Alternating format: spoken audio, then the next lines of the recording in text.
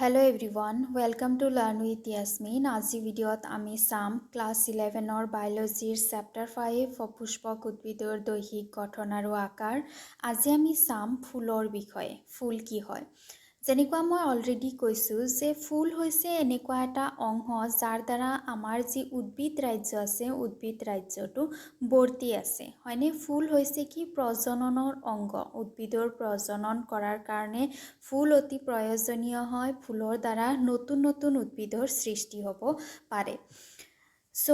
যিবোৰ গুপ্তবীজী উদ্ভিদ আছে গুপ্তবীজী উদ্ভিদৰ প্ৰজননৰ একক হৈছে ফুল আৰু ই যৌন প্ৰজননৰ বাবে সৃষ্টি হয়। যৌন প্ৰজনন মানে কি শুক্ৰাণু আৰু ডিম্বাণুৰ মিলন। এই শুক্ৰাণু আৰু ডিম্বাণুৰ যি মিলন প্ৰক্ৰিয়া আছে মিলন প্ৰক্ৰিয়া ক'ত হয়? ফুলত হয়। যাৰ কাৰণে ফুল এটা গুৰুত্বপূৰ্ণ অংশ। এটা আদৰ্শ ফুলত থকা ভিন ভিন চাৰিওটা চক্ৰ একাদিক্ৰমে পুষ্পকাণ্ডৰ সপকা মূৰত সজ্জিত হৈ থাকে, যাক পুষ্পাক্ষ বা পুষ্পধাৰ বুলি কোৱা হয়, থেলামাছ বুলি কোৱা হয়। থেলামাছ কোনটো অংশ হয়? যেনেকুৱা সাপোজ ফুল এটা আছে, ফুলৰ এনেকুৱা এটা অংশ থাকে, তলৰ পিনে এনেকুৱা এটা অংশ থাকে, ইয়াতে গৈ পেলাই এনেকুৱা এটা অংশ হয়, আকৌ ইয়াতে এনেকুৱা হয়। এই যিটো অংশ থাকে, এনেকুৱা অংশটো যে থাকে, তাৰ পৰা যে বেটুপাতসমূহ যে ওলায় মাজৰ ফুলা অংশ, সেইটো কোৱা হয় কি পুষ্পাধাৰ। এইসমূহ হ'ল বৃত্তি বা বেটুপাত, পাহি বা দলমণ্ডল, পুংস্তবক আৰু স্ত্ৰীস্তবক। আৰু এইটো ফুলৰ ভিতৰত কি থাকে? এইবোৰ হৈছে বৃত্তি বা বেটুপাত। তাৰপিছত ইয়াৰ ভিতৰত দলমণ্ডল বা পাহি থাকে। দলমণ্ডল বা পাহিসমূহ হৈছে যি ৰং বিৰং আমি দেখিবলৈ পাওঁ ফুলৰ, হালধীয়া, তাৰপিছত গোলাপী, ৰঙা, এই ৰংসমূহ যে আমি ফুলত দেখিবলৈ পাওঁ সেই ৰংসমূহ কি হয়? বেটুপাত বা পাহি হয়, পাহি বা দলমণ্ডল হয়। তাৰপিছত পাহিৰ ভিতৰত এনেকুৱা অংশ থাকে যাক কোৱা হয় কি পুংস্তবক। আকৌ এই মাজৰ যি এই অংশটো যে আছে, মাজত এনেকুৱা ফুলা এটা অংশটো যে আছে, সেইটো হৈছে কি স্ত্ৰীস্তবক। আমি এটা ফুল চাই লওঁ। এইটো চোৱা এটা সাধাৰণ ফুল, য'ত ফুলত থকা আটাইবোৰ যি অংশসমূহ আছে, আটাইকেইটা অংশ ইয়াতে উপস্থিত আছে। এইটো যিটো অংশ আছে, এইটো অংশক কোৱা হয় কি বৃন্তক। বৃন্তক যিটো অংশ আছে সেইটোৱে ফুলটোক ধৰি ৰাখে।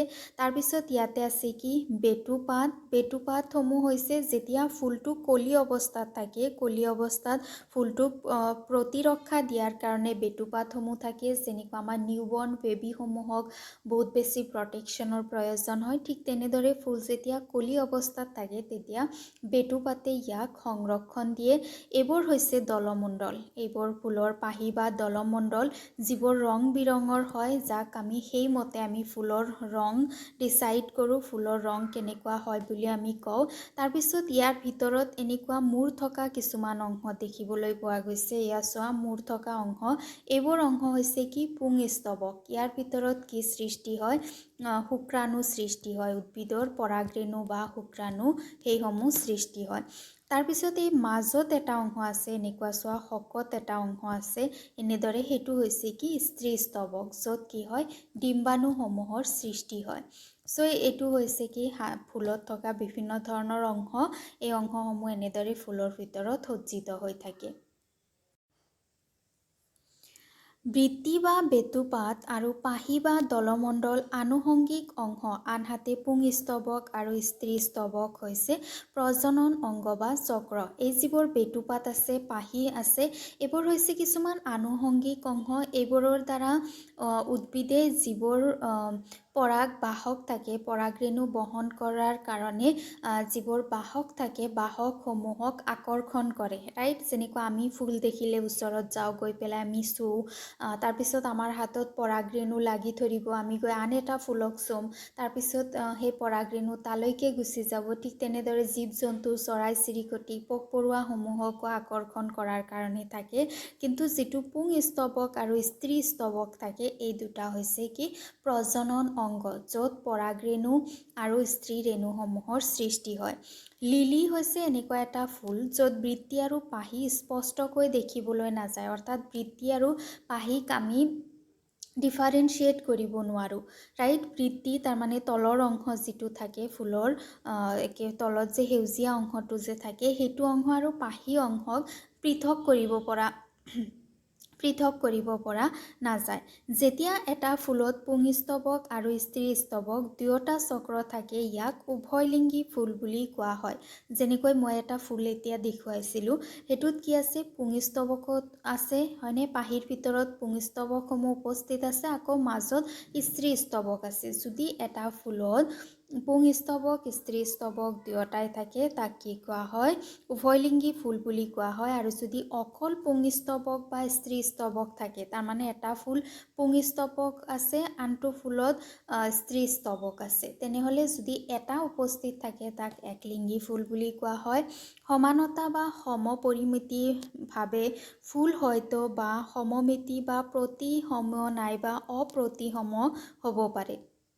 ফুলসমূহ সমানতা সমপৰিমিতভাৱে ফুল হয়তো বা পৰিমিত বা প্ৰতিসম হ'ব পাৰে। যদি কোনো এটা ফুল যিকোনো ব্যাসাৰ্ধৰ দিশৰ পৰা সমানে দুটা ভাগত ভাগ কৰিব পৰা যায় তেতিয়াহ'লে তাক প্ৰতিসম পুষ্প বুলি কোৱা হয়। যেনেকৈ আমি মানুহৰ ক্ষেত্ৰত চাইছিলোঁ ৰাইট, মানুহক যদি আমি সৌ বাও দুটা ভাগত ভাগ কৰিব পাৰোঁ হয়নে, অৰিয় দ্বিপাৰ্শ্বীয় সমমিতি মনত আছেনে?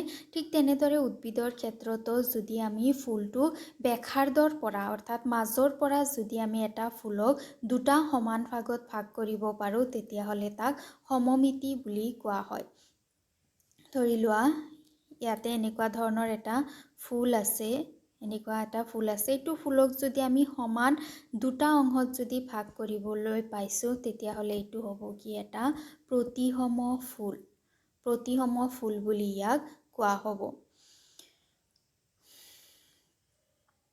আকৌ ইয়াৰ ওলটা হৈছে কি যে যদি কোনো এটা ফুলক নিৰ্দিষ্ট এটা দিশত কৰা উলম্বীয় ছেদন প্ৰক্ৰিয়াৰে মাত্ৰ দুটা সমান ভাগত ভাগ কৰিব পৰা যায় তেতিয়া তাক অসম ফুল বুলি কোৱা হয়। উলম্ব ছেদনত যদি দুটা ভাগত ভাগ হয় তেতিয়াহ'লে তাক কি কোৱা হয় অপ্ৰতিসম বুলি কোৱা হয়। প্ৰতিসমৰ উদাহৰণ হৈছে ধুতুৰা ফুল, জলকীয়া ফুল, সৰিয়হ। আৰু অপ্ৰতিসমৰ উদাহৰণ হৈছে মটৰ মাহ, ৰাধাচূড়া, উৰহী, এইবোৰৰ ফুল হৈছে অপ্ৰতিসম।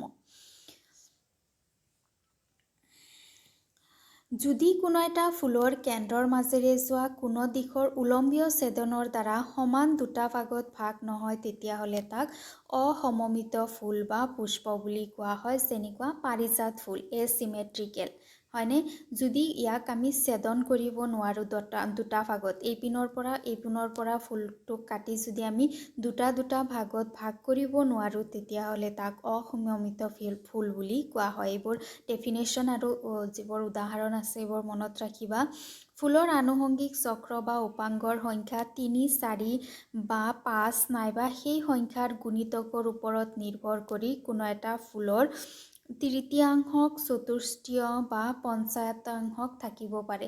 তাৰমানে ই 3ৰ ঘৰত আহিব পাৰে, যেনেকুৱা 3 1 যা 3, তাৰপিছত 3 2 যা 6, 6টা পাহি থকা হ'ব পাৰে, 9টা পাহি থকা হ'ব পাৰে, 12টা পাহি থকা হ'ব পাৰে, বা 4ৰ ঘৰত যেনেকুৱা 8টা পাহি থকা হ'ব পাৰে, 12টা পাহি থকা হ'ব পাৰে, 15টা পাহি থকা হ'ব পাৰে, 5ৰ ঘৰত যেনেকুৱা 10, তাৰপিছত 15, তাৰপিছত 20 এনেকুৱা ধৰণৰ পাহি থকা হ'ব পাৰে। যদি 3ৰ তাৰমানে 3ৰ যদি গুণিতক হয় তেতিয়াহ'লে তাক কি কোৱা হয় ত্ৰাংশক ফুল বুলি কোৱা হয়। 4ৰ গুণিতক হ'লে চতুষ্টীয় আৰু 5ৰ গুণিতক হ'লে পঞ্চতাংশক বুলি কোৱা হয়।